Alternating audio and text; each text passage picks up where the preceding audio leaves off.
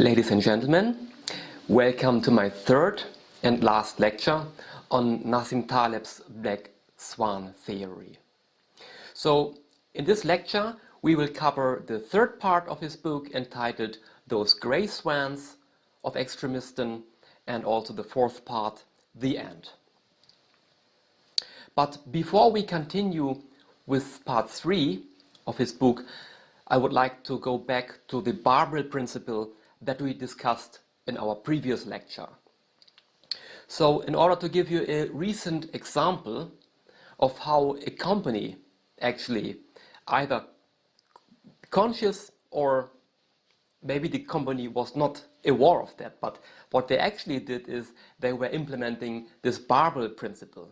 So yesterday it came all over in the news. So yesterday obviously was the 8th of February 2021, and Tesla bought 1.5 billion in Bitcoin, and even plans to accept it as a payment method.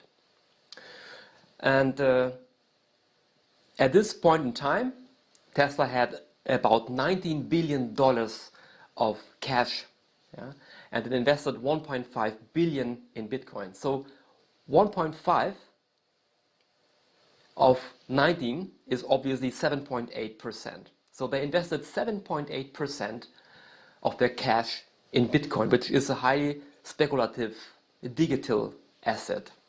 So what happens in the worst case? So in the worst case, Bitcoin price drops, maybe even to zero, who knows? But in the worst case, they lose 1.5 billion, which is 7.8% of their cash. But since Bitcoin is very volatile, so there's obviously a very high chance that the price may increase even more. So the chance is that Bitcoin increases to 100,000 in the next 10 years, and they make basically that they gain a high profit by just investing 1.5 billion. So they have basically 92.2% very, very high or very, very safe. They keep it in cash on the bank account probably, and 7.8% in a highly speculative digital asset where the sky is the limit. This is an example of the barbell principle. I'm not sure if the Tesla CEO was aware of what he was actually doing, or that he was actually implementing this barbell principle, or if it was just by coincidence. But it's a very interesting example, and it came yesterday all over in the news. But let's come back to our main topic. It's part 3 of the book The Black Swan from Nassim Taleb, and part 3 deals with grey swans. So increasing concentration implies a move from Mediocristan to Extremistan, or Mediocristan style randomness to Extremistan style randomness. And as examples in his book, he mentions television celebrities, or movie stars, or sports stars, and what they get paid nowadays as opposed to 2 decades ago. So nowadays they get contracts worth of hundreds of millions of dollars, which is huge. So, and the extreme is, at least until now, about 20 times higher than it was 2 decades ago. And in the future, it's probably even higher. So, and one may wonder, well, what does increasing concentration actually mean? Or what is the implication? So, well, it actually means that the winner takes it all. We have already talked about that. And even academia is obviously not an exception from that. So, in his book, Nassim Taleb calls this the I quote you, you quote me type of business, and refers to the way how academics cite each other when they write their papers. And this is an example of the so-called cumulative advantage as a driving force for increasing concentration, also in academia. So that means that academic success is partly, but significantly, a lottery, where those who get a good push in the beginning of the career keep getting persistent cumulative advantages throughout their professional life.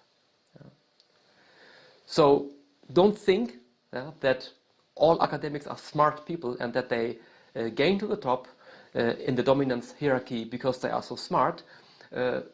Obviously, there's a large amount of luck involved as well. And people are blind. People do not consider this. So the Italian Vilfredo Pareto found that the distribution of income is subject to scalable randomness. So we have already talked about that earlier. So 20% of the landowners own 80% of the land, which is concentration, which is often referred to as the 80-20 rule. But what does increasing concentration mean with respect to globalization? So what we see is we will see more periods of calm instability, with most problems concentrated into a small number of black swans or rare events. So globalization creates interlocking fragility while reducing or constraining volatility and giving the appearance of stability. And it creates, according to Nassim Taleb, devastating black swans. And now it is interesting to note that Nassim Taleb warns for pandemics, or for contagious disease, which is what we have right now, the global COVID-19 pandemic. So he warns for pandemics that accelerate due to globalization in the postscript of that book, which is in the 2010 edition. So on page 317 he writes, "As we travel more on this planet, epidemics or pandemics will be more acute. We will have germ population dominated by a few numbers, and the successful killer will spread vastly more effectively." And the book is written, or the book was first published 2007, and this postscript was added then in the 2010 edition. So that was 11 years ago.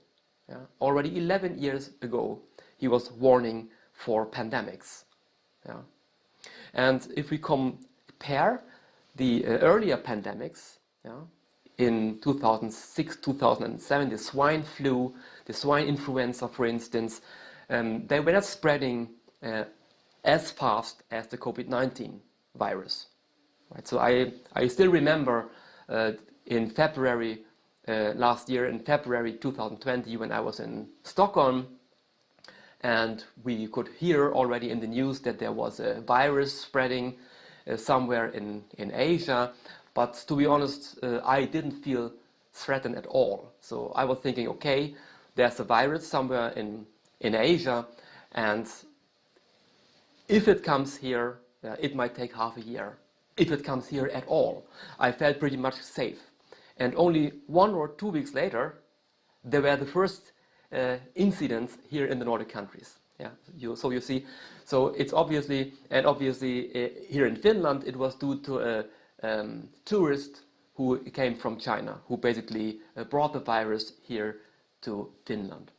So, and was spreading very, very fast. So this kind of pandemics we haven't seen earlier in history. This kind of pandemics that is basically that accelerate.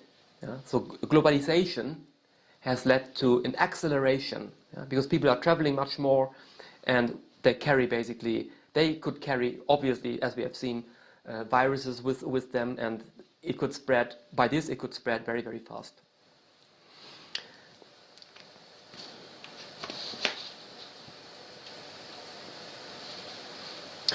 So it's also interesting to see if you consider Nassim Taleb's prediction that the investment giant bank Fannie Mae has severe troubles. So in a footnote on pages 225 and 226, he writes that the government-sponsored institution Fannie Mae, when I look at their risks, seems to be sitting on a barrel of dynamite, vulnerable to the slightest hiccup. So, and what you see here on the graph plotted on the lower left here, you see the stock price evolution from Fannie Mae. Yeah? So Fannie Mae and also Freddie Mac, the bailout of those investment banks occurred on September 6, 2008. Yeah? So the stock price dropped from about $60 to below $1. Yeah? And this was in an instant. Yeah? This was very, very fast. And the book was published 2007, which means that he has obviously written this book, let's say, between 2005 and 2006. Yeah? So only like a couple of years later, or 1.5 years later, this huge American investment bank basically went bankrupt. So, and this was actually also the reason for why Nassim Taleb became so popular, or so, let's say, recognized in the public media, because he was one of the very few people, obviously, who predicted the financial crisis, or who saw the financial crisis coming. Yeah. Also, networks will become much more vulnerable to black swans, due to this concentration mechanism.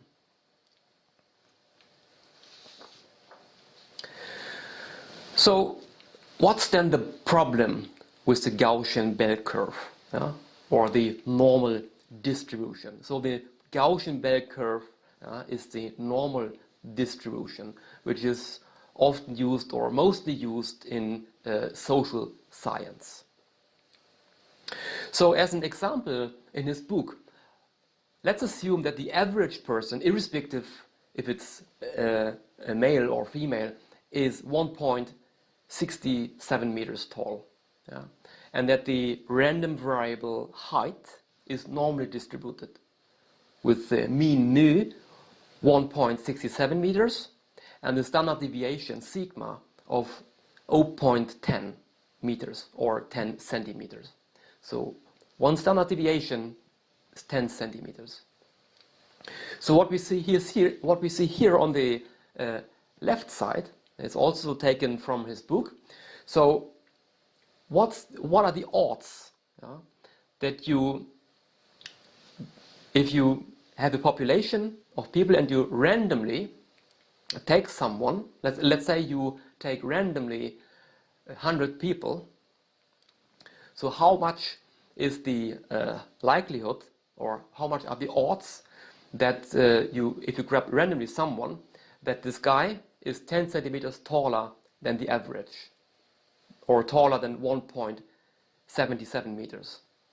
So the odds are 1 to 6.3. Yeah? So 1 out of 6.3 persons will be taller than 1.77 meters. So how much are then, or what are the odds that if you grab like randomly someone, that this person is 20 centimeters taller than the average? Or 2 standard deviations, if you talk in terms of standard deviations, that this guy is more than 2 standard deviations taller than the average. So the odds are 1 in 44. So 1 in 44 randomly drawn persons is larger than 1.87 meters. And if we go further, if we consider, okay, if we take the odds, okay, how much is the likelihood that if we grab someone randomly, that this guy is 30 centimeters taller than the average, which means higher than 1.97 meters. So if we grab randomly someone, it's 1 in 740. Yeah? So if we move down here, it becomes more and more unlikely, right? So, and now the interesting thing is, if we move from 1 sigma, like 10 centimeters, to 2 sigma, 20 centimeters. So if we divide 44 by 6.3, it's 7, basically. So it becomes 7 times more unlikely, you know, that we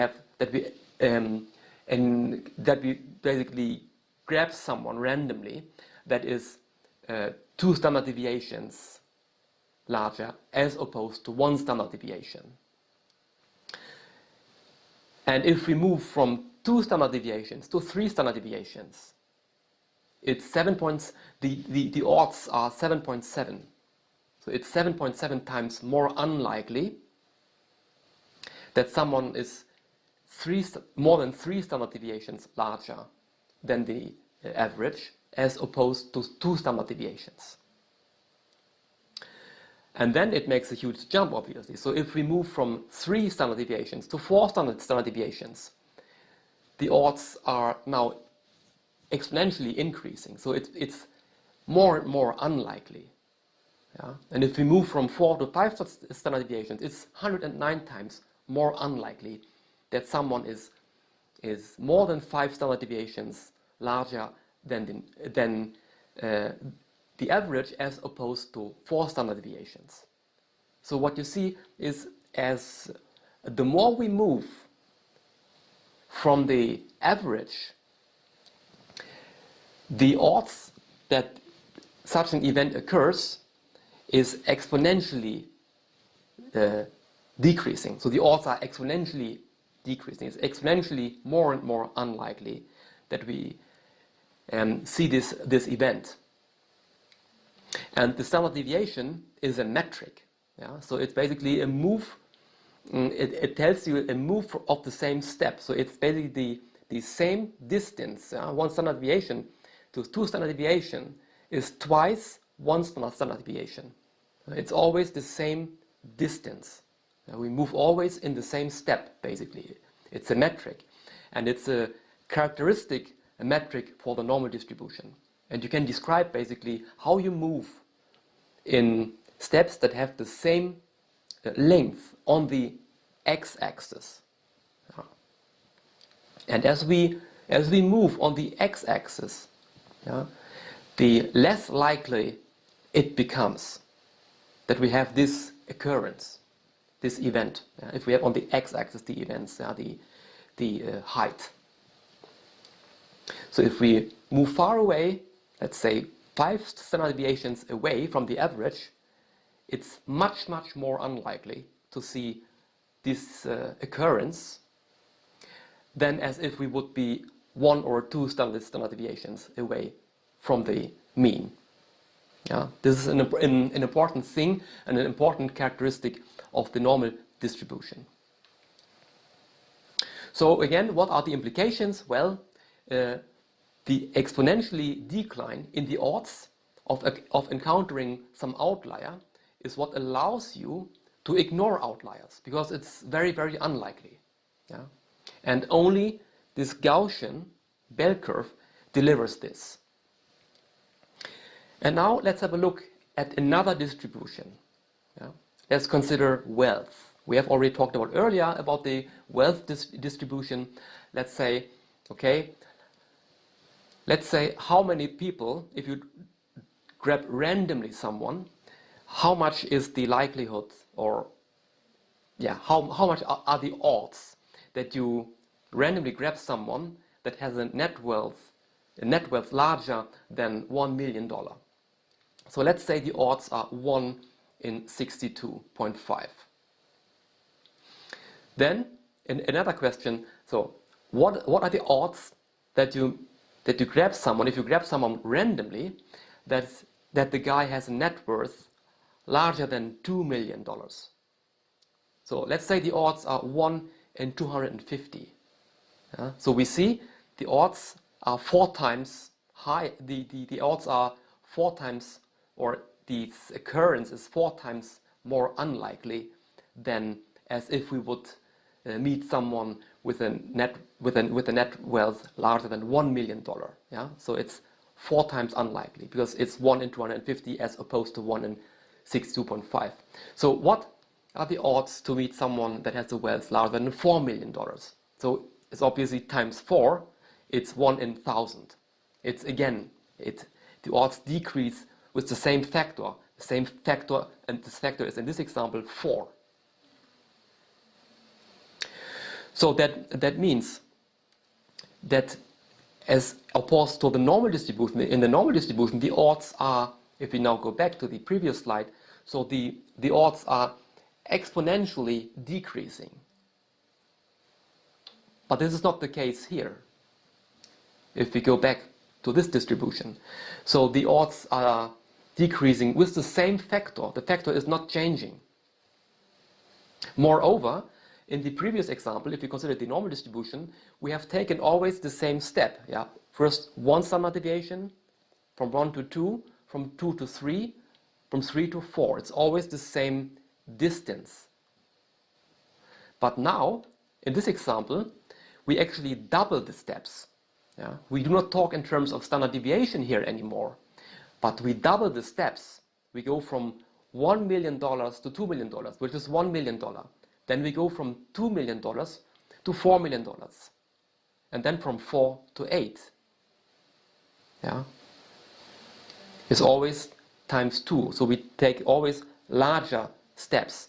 Even though we take larger steps on the x-axis, yeah, larger and larger each step, the odds are still only decreasing with the same factor. Yeah? So it's a very different behavior. The distribution has a very different behavior as opposed to the Gaussian distribution.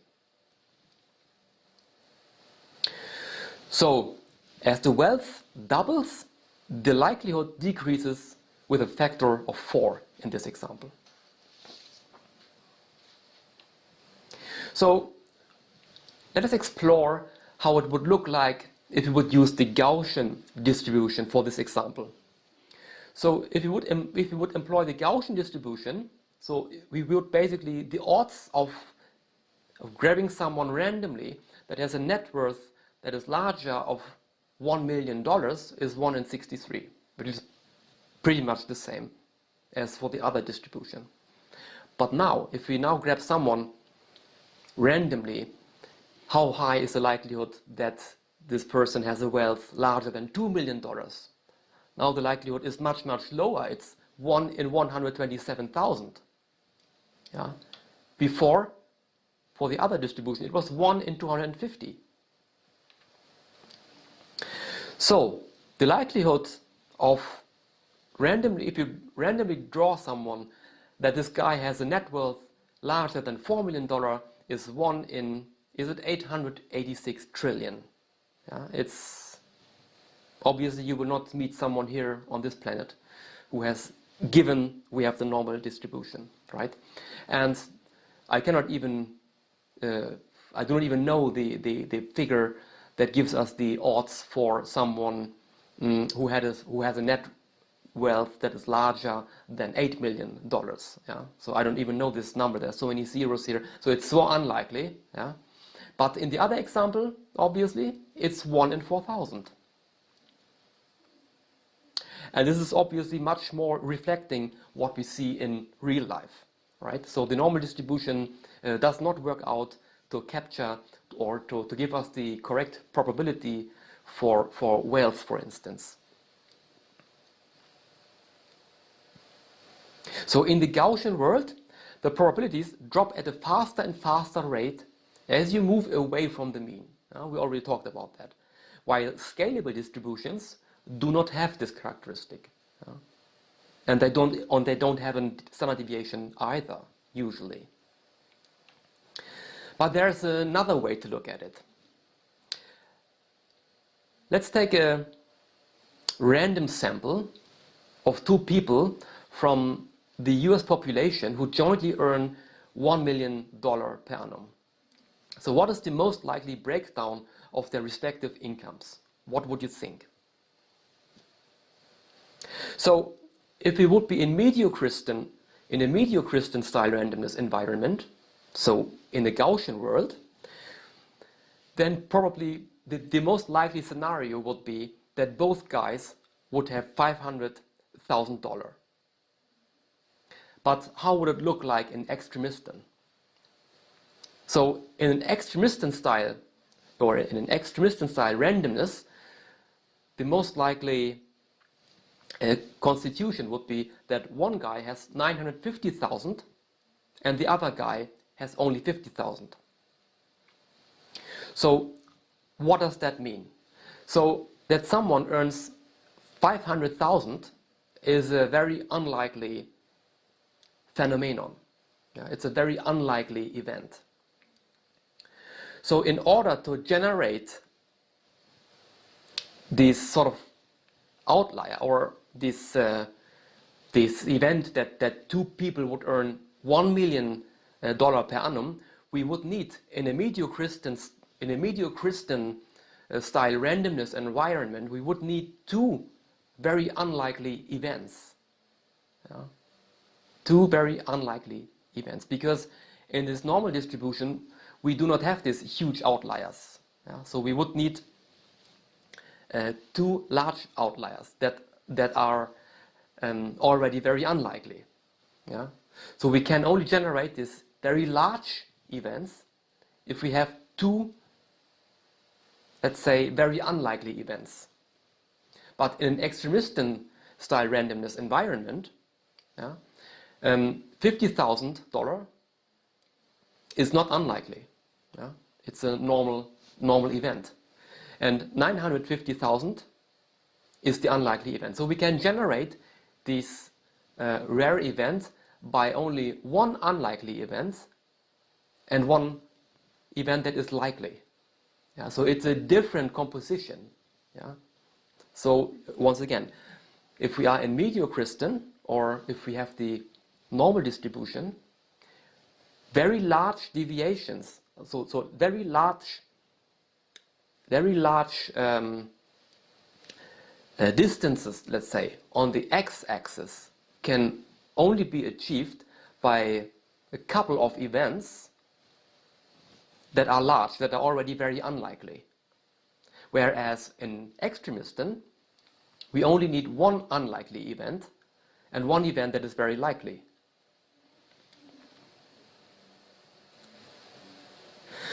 So more on the 80-20 rule. So if there is inequality, then those who constitute the 20% in the 80-20 rule also contribute unequally. What does that mean? Well, so these 20% of the 20%, which is then 4%, contribute 80% of the 80% to the total, which is in turn 64%. And now we can take it even further. 20% of these 4%, which is roughly 1%, they contribute 80% of the 64%, which is roughly 50% of the total. So we can say, as a consequence, that this 80-20 rule can also be referred to as the 51 rule.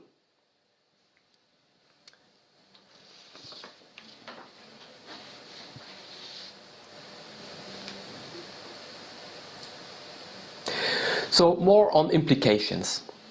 So the standard deviation is only a metric for Mediocristan style randomness, yeah, for if we are in the Gaussian world. So that's the trademark for the normal distribution. So if they exist outside the Gaussian world, they either do not matter or they do not explain much. Yeah? So, and we will discuss this in detail in a forthcoming lecture. So in the Gaussian world, the standard deviation is sufficient to describe the properties of the distribution. So that's also the reason, for those of you who study finance, for why modern portfolio theory operates usually in the mu sigma space. Yeah? So they have the mean and the standard deviation, mean and risk and return. In this space, the portfolio theory is derived based on the normal distribution. So if we have, if the distribution exhibits Extremistan style randomness, then correlations are sample specific. Standard deviations are also sample specific. So like in the narrative fallacy that we discussed in the first part of this lecture series, so when you look at past data and compute one single correlation or standard deviation, you do not notice such instability. Yeah? So if you would divide the overall sample into different subsamples, you get obviously always a different standard deviation and also different correlations. So, and even if you know your distribution, and even if you know, let's say we have a distribution that models this Extremistan style randomness, yeah? And you know that this distribution, this data generating distribution, has no finite variance, but in sample there's a variance, obviously, so you can compute a sample specific variance. Yeah? So in sample everything is finite because we have only finite samples available, and people are sometimes fooled to believe that you can compute the variance based on that sample, even though the underlying data generating process doesn't have any finite variance. And that's a problem, obviously, because what does it then tell us about the t-statistics? Not much. So more on the implications. So in the Gaussian distribution has the property that 68.2% of the observations, they fall into the interval between -1 and +1 standard deviation. So we have the Gaussian distribution is symmetric, right? So, and this ensures that most observations hover around the mediocre, which is the mean. Yeah? It's well behaving, circulating around a mean with a certain standard deviation. While the odds of a deviation from the mean decline exponentially. The odds decline, as we have seen, exponentially as we move away from the mean on the x-axis. And this property generates the supreme law of Mediocristan. So given the paucity of large deviations, the contribution to the total will be vanishingly small. And in real life, there are two theories. That is the one on preferential attachment, and the other one is on cumulative advantage, which is also called the Matthew effect. And these theories, they assert that winning today makes you more likely to win in the future. And this implies that probabilities are dependent on the time. So the Gaussian distribution rules out this real-life phenomena. And now, let us have a look what Dr. John Peterson, who is Professor of Psychology at the University of Toronto, has to tell us about the theory of cumulative advantage.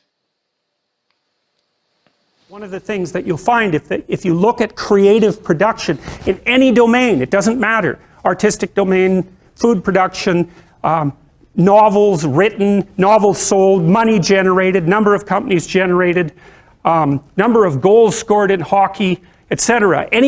Or number of paintings painted, number of compositions written, anything like that, where the fundamental underlying measure is human productivity, what you find is that a very tiny percentage of people produce almost all the output. It's called a Pareto distribution, P-A-R-E-T-O, and it was studied in detail in scientific productivity by someone named De Sola Price. It's a square root law, so here's the law fundamentally.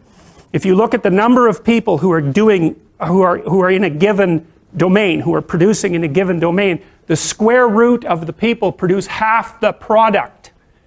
So that means if you have 10 employees, 3 of them do half the work, but if you have 10,000 employees, 100 of them do half the work. right. It's a very, very vicious statistic. And you won't learn about that in psychology for reasons I have no idea about, because you learn about the normal distribution and not the Pareto distribution. But Pareto distributions govern, for example, the distribution of money, which is why 1% of the people in the general population have the overwhelming amount of money, and 1/10 of that 1% has almost all of that, right? So I think it's like the richest 100 people in the world have as much money as the bottom 2.5 billion. And you think, well, that's a terrible thing, and perhaps it is, but what you have to understand is that that law governs the distribution of creative production across all creative domains, right? It's something like a natural law, and we'll talk about that more, but imagine what happens when you play Monopoly. You've all played Monopoly. What happens when you play Monopoly? One person ends up with all the money, all right? Then you play another game of Monopoly. What happens? One person ends up with all the money. It's actually the inevitable consequence of multiple trades that are conducted randomly. So if you take 1,000 people and you get them to play a trading game, you each give them $100, say, or $10, and they have to trade with another person by flipping a coin. I win the coin toss, you give me $1, you win, I give you $1. If we all play that long enough, one person will end up with all the money and everyone else will end up with zero. So it's a deeply built feature of systems of creative production, and no one really knows what to do about it, because of course the danger is that all the resources get funneled to a tiny minority of people at the top, and a huge section of the population stacks up at zero. But to blame that on the oppressive nature of a given system is to radically underestimate the complexity of the problem.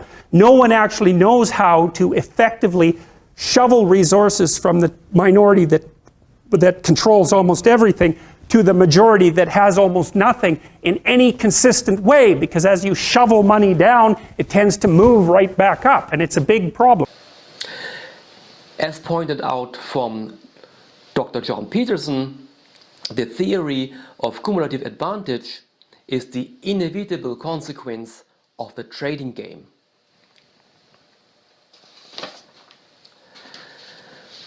So, can we model the probability distribution of black swans then? So, in statistics, so-called power laws or Pareto distributions, as mentioned from Dr. John Peterson, or the Mandelbrottian distributions, they do not solve the black swan problem, but they make large events more conceivable, or as mentioned from Nassim Taleb in this book. So you can use power laws, Pareto distributions, Mandelbrottian distributions, so you can use it as synonyms, right? And power laws are also often referred to as fractal randomness. Yeah? And you can see here on the left-hand side one example how such a distribution may look like. So the degree of inequality will be the same in all 16 subsections here in that figure. Yeah. So and he also, what you can see here in the description of the figure, this lack of equality at all wealth levels, in a nutshell, is called statistical self-similarity. And this is basically what this class of distributions is modeling. Yeah? Statistical self-similarity. And this is something that the Gaussian distribution is obviously not able to account for. Yeah? So these power law distributions, they are characterized by their specific exponent. So, and as an example in this book, yeah, is the example of wealth. So if wealth increases from $1 million to $2 million, and the incidence of people is cut in 4, then the exponent, this power law exponent, is in this case 2.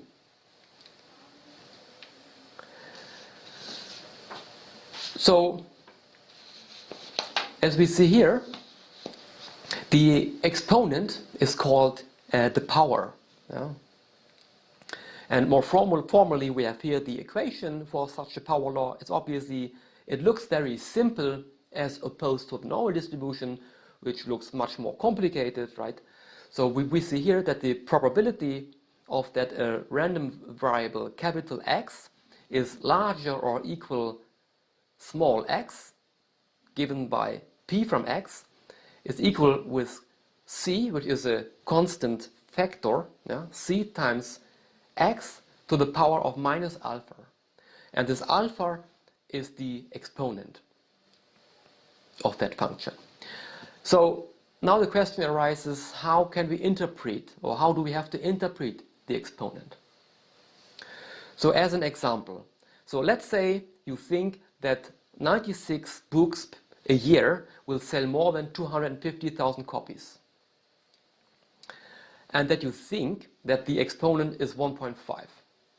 So then you can ask the question, or you can answer the question, how many books will sell more than 500,000 copies? So, and how do you compound that number? Well, you have to multiply 96 times, in parentheses, 500,000 over 250,000 to the power of minus 1.5. So that means the answer is 34 books. Yeah? 34 books are expected to sell more than 500,000 copies a year. So how many books will sell more than 1 million copies a year? So you do the same thing again. So it's 96 times 1 million over 250,000 to the power of minus 1.5. You get, and the figure that you get is 12.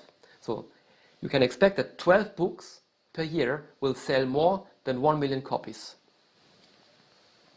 And you can apply the same principle to other domains. Yeah, you can use, for instance, financial returns, financial volatility, company size, cities, or the population of cities. Here we have some examples of random variables that bend the power law distribution. And of course, these examples, table 2 and table 3, are taken also from his book, The Black Swan. So we see here in table 2, for instance, the frequency of use of words has a power law exponent, or approximate power law exponent of 1.2. And on table 3, it gives us basically the implication. So this is basically how power law functions or Pareto distributions are characterized, that a small fraction of the largest observations correspond or make a huge contribution, or have a huge contribution of the overall cumulative observation amount. So as we see here, 1.2, the exponent of 1.2, what does that mean? It means that the top 1% of the largest observations make out 47% of the total, and 20% of the largest observation make out 76% of the total. So as we move on here, we have also number or hits on websites, which bends a power law function with an exponent corresponding to 1.4. We have here number of books sold in the US power law, or an exponent of 1.5. What does that mean? Then we can look again on table 3. It means that the top 1% of the largest observations, so the most sold books, they contribute to, or they make out 22% of the cumulative books sold. Whereas 20% of the books that are mostly sold, they make out 58% of the cumulative total books sold. Yeah? So we can go down, and here are many examples of random variables that follow a power law distribution as opposed to a Mediocristan style normal distribution. Yeah?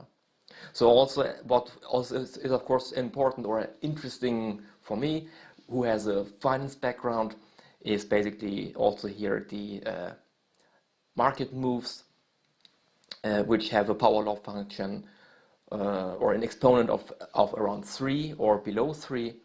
So, and market moves are obviously returns, changes in the price. And what we see here is on the table 3 that 1% of the largest market moves given a certain stock or index or whatever correspond to 4.6 of the cumulative total, whereas the 20% of largest market moves or returns given a certain stock make out on average 34% of the cumulative total. So that is a characteristic for power law functions or Pareto distributions, that a small fraction of the largest observations, of the largest outcomes, that they basically correspond to a disproportionately large amount of the cumulative total. So we remember now the 80-20 rule.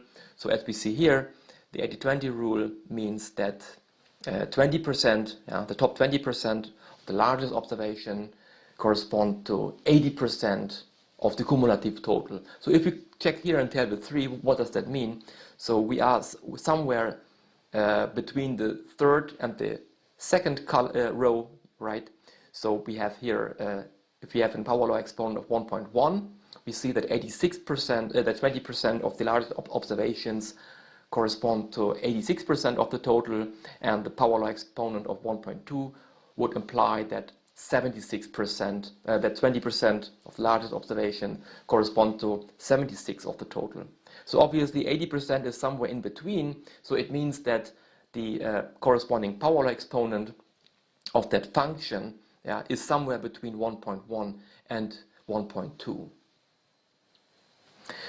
So now we can wonder, okay, what does that mean for the normal distributions? What are the corresponding figures here for the normal distribution? So what I was doing is I was simulating 5,000 random drawings from the standard normal distribution. Every negative number I multiplied by -1, so that I had just positive numbers, and then I was just sorting them in Excel. So, and then obviously 500 observations, or the 500 largest observations, are 10% of the sample, and if I take the 1,000 largest observation, they correspond to 20% of my sample.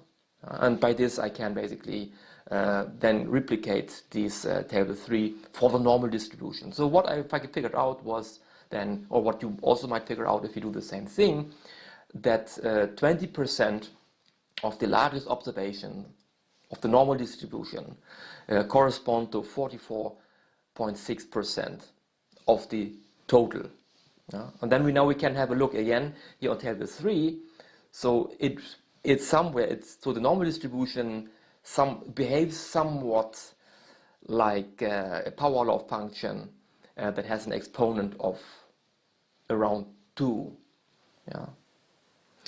So I also checked the largest 50 observations, which correspond to 1% of the total, and the largest 1% of observations of the simulated normal distribution, they corresponded to 6.8% of the cumulative total. So again, if you check the table, 6.8%, where do we have it? So it's somewhere between 2.5 and 2.3, somewhere in between that. So the normal distribution obviously behaves somewhat like a power law function that has an exponent between 2 and north of 2, between 2 and 2.5. So, and then of course a justified question is, okay, when does it make sense then to, or when can we approximate random drawings from a power law function with a normal distribution, which is usually done obviously in social science most of the time, right? And that's a good question. So according to this result, my result obviously suggests strongly that whenever you have a power law function that has an exponent below 2, obviously it doesn't make sense to use the normal distribution at all, right? Because you end up more and more in this extreme. Whereas if you have a power law exponent that is north of 2.5, then you can of course think about, okay, does it really make sense here to give up certain properties that the normal distribution has, such as the standard deviation, which is obviously which you cannot use in the same manner when you have a power law function, obviously. So, and then that's of course a justified question, and we might come back to that question in later lectures. But as for now, we might remember that normal distribution behaves somewhat obviously. If we take these two measures here, at least the top 1% of the share and the top 20% of the share, which are the main characteristics actually, yeah, that make why people should use power law functions. But if you have a high or a larger exponent north of 2.5, yeah, or 3, then you might wonder why not using the normal distribution, right? So the difference is obviously that the normal distribution cannot generate very, very large outliers. Yeah? So that's basically the main reason.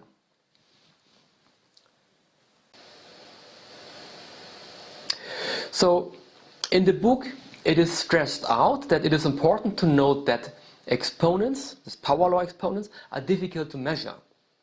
Yeah, and most likely, what you measure is underestimated, which means that what you see in the data is likely to look less Black Swanish than what you do not see. And in this book, he calls this the so-called masquerade problem. Yeah? So, and this is an important issue. Yeah? Because it takes a long time until a process that has Extremistan style randomness, until it basically shows its properties. Yeah? If you have just, let's say, 1,000 observations, yeah, you might be tempted to think that this distribution belongs to Mediocristan. Yeah? But if you would have 10,000 observations, you would maybe see, or the process might reveal his real properties. Yeah? You might see that there are outliers that would not occur in a Mediocristan style environment.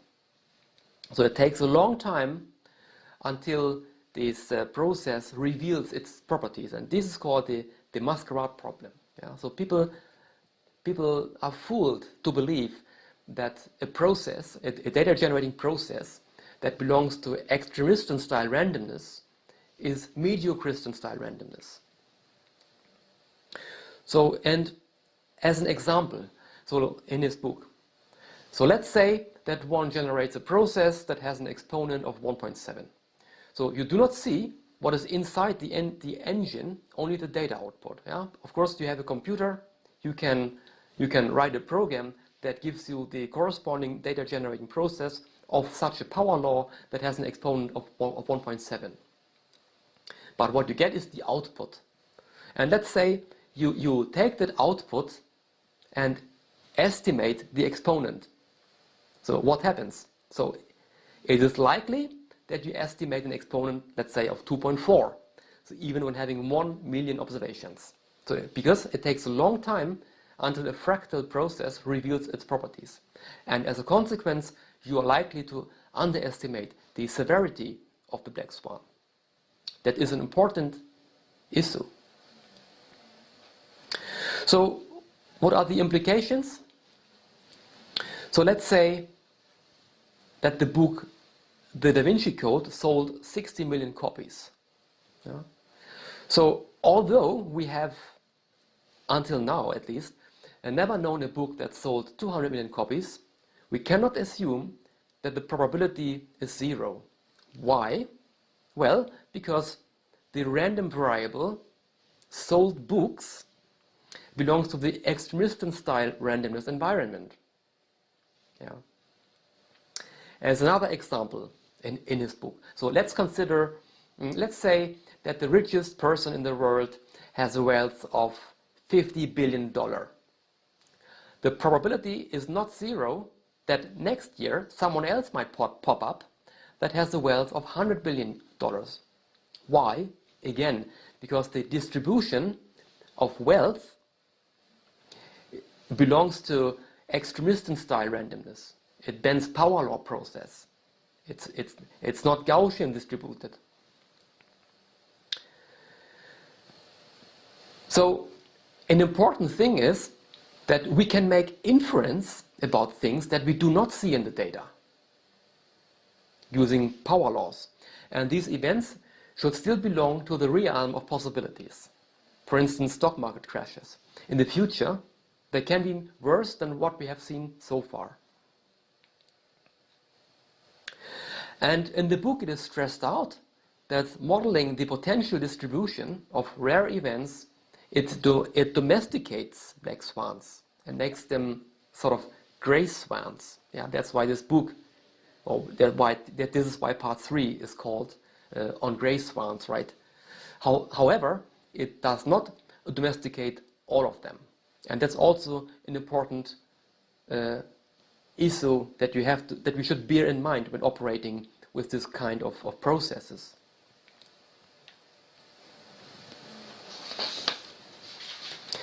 So for those of you who have a background in finance, so you might wonder, well, what the stock market? So what we see here in this figure is the cumulative distribution, or the cumulative return, say, of the S&P 500, the US stock market. And you see the gray line, the upper line, is the distribution, or is the evolution of the S&P 500, including all observations over the years. And the lower, the dark gray line, this happens basically, this evolution you would get if you would remove the 10 biggest one-day moves from the US stock market. So if the financial market was Gaussian, for instance, the stock market crash as of October 1987 would take place once in several billions of years. Yeah? And the same you can say about the stock market crash due to the COVID-19 pandemic, which occurred last year in 2020 in March. Yeah? This event would happen once in several billion years. So Mandelbrot, that's why this kind of distributions, power law distributions, are also called Mandelbrottian distributions. Yeah? So Mandelbrot proposed power laws to the economics community already in 1960. But people still use the normal distribution, yeah, in their reasoning. Yeah? As we already discussed, yeah, portfolio theory is based upon the assumption of the normal distribution. Yeah? That's why we operate in sigma mu space, yeah, in mean and risk and return. And that's the problem. Yeah. And here in the footnote, or here in the description of the figure, you can see this is if you see this evolution, and he writes here that this is only one of many such tests. Yeah? While it is quite convincing on a casual read, there are many more convincing ones from a mathematical standpoint, such as the incidence of the 10 sigma events. Yeah? So you can of course wonder, if you have data and you have a couple of 10 sigma events, then you have probably the wrong distribution. Then probably it's not the normal distribution that you are dealing with. So what about hedge funds? Let's take a more practical viewpoint here. What about hedge funds managed by some experts?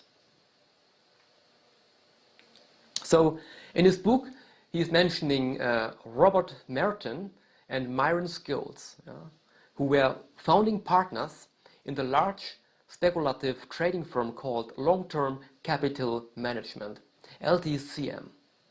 So it's important to have in mind that Merton and Scholes were both won the Nobel Prize in economic sciences. Yeah? Sometimes Nassim Taleb refers to the Nobel Prize as the Swedish medal. So in summer 1998, a combination of large events, Black Swan events, triggered by a Russian financial crisis took place, which was not accounted for in their models. Idiots. Idiots, yes. Yeah, idiots. As a consequence, LTCM went bust and almost took down the entire financial system due to its high exposure. Yeah. So, what do we learn from this? On page 285, Nassim Taleb argues elegance in theories is often indicative of platonicity and weakness. It invites you to seek elegance for elegance sake.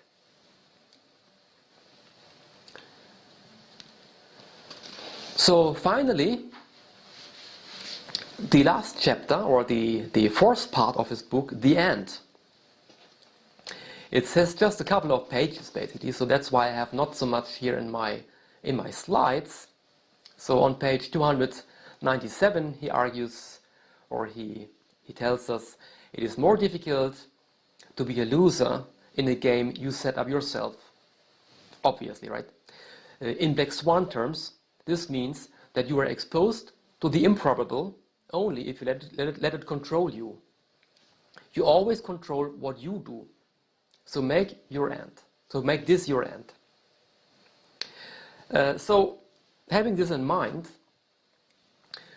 what did Nassim Taleb say about the stock market situation on 18th of December 2019, which is 3 months before the huge stock market crash occurred due to the corona crisis, due to the corona pandemic in March 2020. So let's see.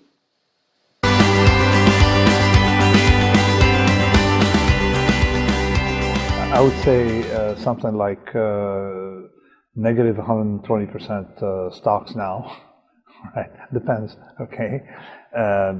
And at the same time, convex hedged, of course, and negative 20% bonds.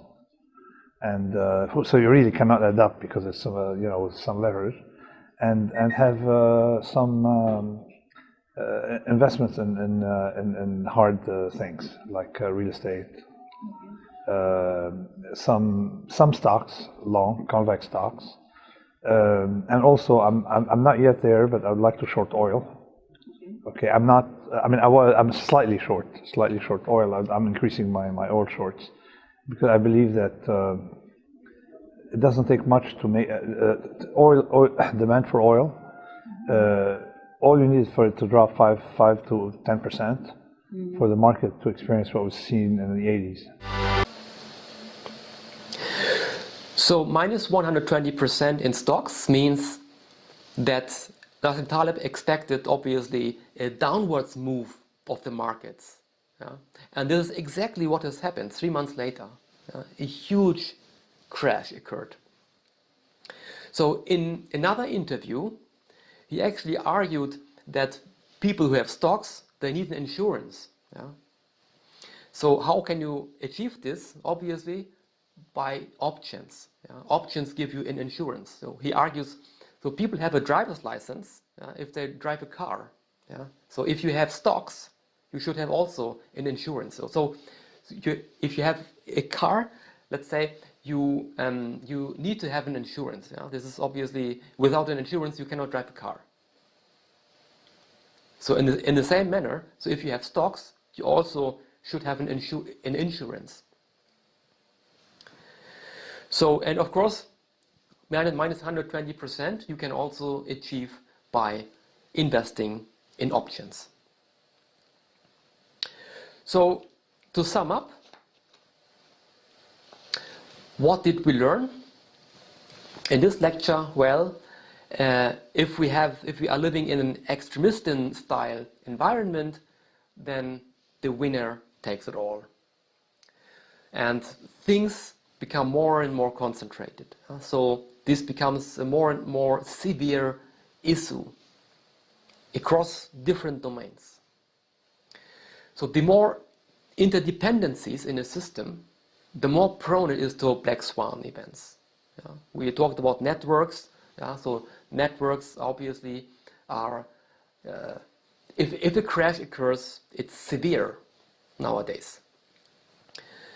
So the Gaussian distribution does not deliver us fractal randomness, which we often observe in real life.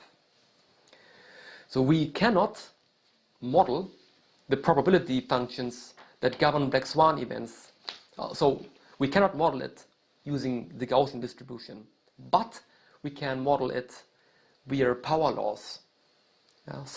But again, we have to bear in mind that it makes them as Grey Swans, and it cannot account for all rare events.